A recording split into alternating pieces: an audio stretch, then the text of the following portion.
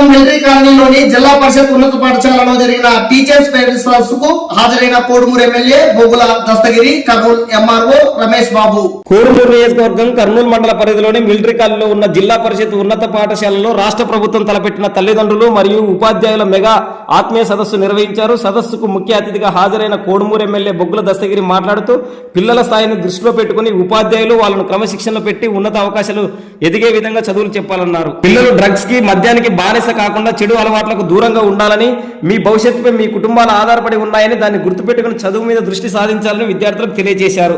తెలుగుదేశం ప్రభుత్వం వచ్చాక అన్ని పాఠశాలలకు పిల్లలకు ఎటువంటి ఇబ్బంది లేకుండా అన్ని సౌకర్యాలు అలాగే విద్యా విధానాన్ని అభివృద్ధి చెందేలాగా చూస్తామని చెప్పారు.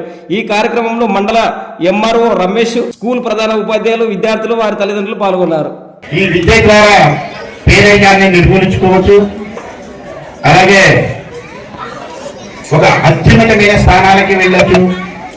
రాజకీయం కానీ ఒక ఐఏఎస్ ఆఫీసర్ అయితేనేమి, ఐపీఎస్ ఆఫీసర్లు, డాక్టర్లు, ఇంజనీర్లు, ప్రతి ఒక్క దానికి మనం ముందడుగు వేయాలంటే విద్య ద్వారానే.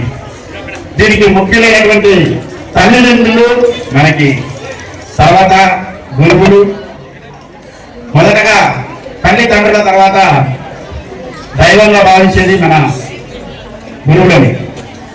ఎందుకంటే వాళ్ళు మనల్ని తీర్చిదిద్ది ఒక శిల్పంగా తయారు చేసి మనల్ని ఒక అత్యున్నత స్థానానికి పంపించాలి అంటే వారి యొక్క విద్య ద్వారానే, వారి పాఠశాలలో నేర్పించినటువంటి విద్యా విధానం ద్వారానే మనము ఎంతో గొప్ప ఉన్నత స్థానాలకి ఎదగవచ్చు.